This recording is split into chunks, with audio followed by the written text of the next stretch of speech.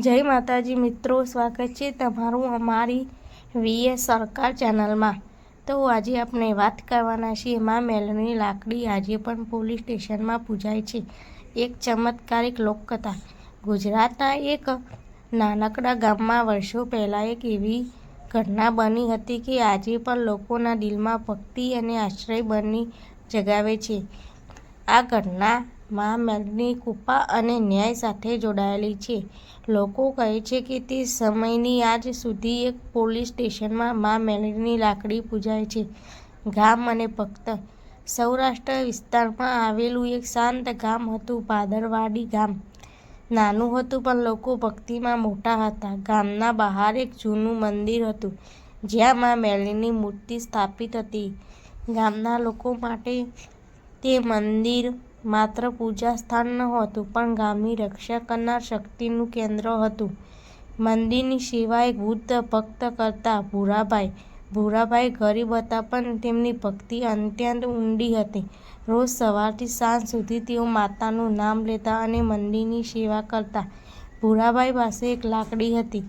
એ લાકડી સામાન્ય નહોતી। તેઓ કહેતા કે આ લાકડી તેમને સપનામાં માં મેલડીએ આપી હતી।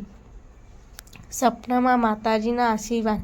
એક રાતે ભૂરાભાઈને અદ્ભુત સ્વપ્ન આવ્યું। સ્વપ્નમાં મંદિર પ્રકાશથી ભરાઈ ગયું। માં મેલડી સિંહ પર આરૂઢ થઈ પ્રગટ થયા। માતા બોલ્યા, ભૂરા, તું મારી સાચી ભક્તિ કરે છે? આ લાકડી મારી શક્તિનું પ્રતીક છે। આ અન્યાય થશે ત્યાં આ લાકડી ન્યાય કરશે। સવાર થતાં ભૂરાભાઈએ પોતાના બાજુમાં એક નવી લાકડી જોઈ। તેમને સમજાઈ ગયું કે આ માતાના આશીર્વાદ છે। તે દિવસથી ભૂરાભાઈ હંમેશા એક લાકડી સાથે રહેતા। ગામમાં ચોરીઓ શરૂ થઈ। કેટલાક મહિનાઓ પછી ગામમાં અચાનક ચોરીઓ શરૂ થઈ ગઈ। રાત્રે લોકોના ઘરમાંથી સોનું, અનાજ અને પૈસા ગાયબ થવા લાગ્યા। ગામમાં ડર ફેલાઈ ગયો। લોકોએ પોલીસને ફરિયાદ કરી। પોલીસ આવી તપાસ કરી પણ ચોર પકડાયો નહીં। ગામના લોકો મંદિર પાસે ભેગા થયા। એક વૃદ્ધ બોલ્યા, આ ગામમાં માતા મેલડી બિરાજે છે। જો આપણે માતાને પ્રાર્થના કરશો તો સત્ય બહાર આવશે। માતાનો ચમત્કાર। એ રાતે ભૂરાભાઈ મંદિર પાસે દીવો બળાવી રહ્યા હતા ત્યારે તેમને અંદરથી એક અવાજ આવ્યો, ભૂરા, મારી લાકડી લઈને ગામમાં ફર। ભૂરાભાઈ લાકડી લઈને ગામમાં ફરવા નીકળ્યા। જ્યારે તેઓ એક ઘરના દરવાજા પાસે પહોંચ્યા ત્યારે અચાનક લાકડી જમીન પર જોરથી વાગી। ભૂરાભાઈ આશ્ચર્યમાં પડી ગયા।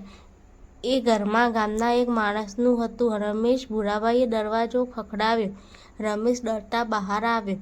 ભૂરાભાઈએ કહ્યું, બેટા, સત્ય બોલ, માતા બધું જાણે છે। રમેશના ચહેરા પર ડર દેખાતો હતો। સત્ય બહાર આવ્યું। થોડા સમય પછી રમેશ રડી પડ્યો। તે બોલ્યો, હું જ ચોરી કરતો હતો। મને લાગ્યું કે કોઈ પકડશે નહીં, પણ જ્યારે તમે લાકડી લઈને આવ્યા ત્યારે મને લાગ્યું કે માતા સામે ઊભો છું। ગામના લોકો ભેગા થયા। પોલીસને બોલાવવામાં આવી। પોલીસે રમેશને પકડી લીધો। જ્યારે પોલીસે લાકડી વિશે સાંભળ્યું ત્યારે તેઓ પણ આશ્ચર્યમાં પડી ગયા। પોલીસ સ્ટેશનમાં ચમત્કાર। પોલીસે લાકડીને પુરાવા તરીકે પોલીસ સ્ટેશનમાં લઈ ગયા, પણ ત્યાં અજબ ઘટના બની। જે પોલીસ કર્મચારી લાકડીને અવગણતા હતા તેમને હજી મુશ્કેલીઓ આવવા લાગી। કોઈને તાવ આવ્યો, કોઈના કામમાં અડચણ આવી। એક વૃદ્ધ પોલીસકર્મીએ કહ્યું, આ સામાન્ય લાકડી નથી, આમાં દૈવી શક્તિ છે। પછી તેમણે લાકડીને સમાનથી રાખી અને તેની સામે દીવો પ્રગટાવ્યો। અજાયબ રીતે બધું શાંત થઈ ગયું। પરંપરા શરૂ થઈ। તે દિવસથી પોલીસ સ્ટેશનમાં એક પરંપરા શરૂ થઈ ગઈ। દરરોજ સવારમાં પોલીસ કર્મચારીઓ લાકડી પાસે દીવો બળાવતા। નવરાત્રિમાં ખાસ કરી પૂજા થતી। લોકો કહે છે કે જ્યારે કોઈ ખોટું કામ કરે છે ત્યારે લાકડી પાસે સત્ય બોલવું પડે છે અને અચંબાની વાત છે કે ઘણા આરોપીઓ ત્યાં સત્ય કબૂલ કરી લેતા। આજ સુધી ચાલતી માન્યતા। વર્ષો વીતી ગયા, ગામ બદલાયું, પોલીસ સ્ટેશન પણ નવું બન્યું, પણ એક વસ્તુ આજે પણ ત્યાં જ છે, માં મેલડીની લાકડી। આજે પણ પોલીસ કર્મચારીઓ તેને શ્રદ્ધાથી નમન કરે છે। ઘણા લોકો માનતા છે કે આ લાકડી માત્ર લાકડી નથી પણ ન્યાયનું પ્રતીક છે। આ કથા આપણને એક મહત્વપૂર્ણ સંદેશ આપે છે, સાચી ભક્તિમાં શક્તિ હોય છે અને જ્યાં દેવીની કૃપા હોય ત્યાં અન્યાય લાંબા સમય સુધી ટકી શકતો નથી. મા મેલડી માત્ર ભક્તોની રક્ષા નથી કરતી, પણ સત્યને બહાર લાવીને ન્યાય પણ અપાવે છે. જય માતાજી મિત્રો, અમારો વિડીયો ગમ્યો હોય તો વિડીયોને લાઇક, શેર અને ચેનલને સબસ્ક્રાઈબ કરવાનું ભૂલતા નહીં.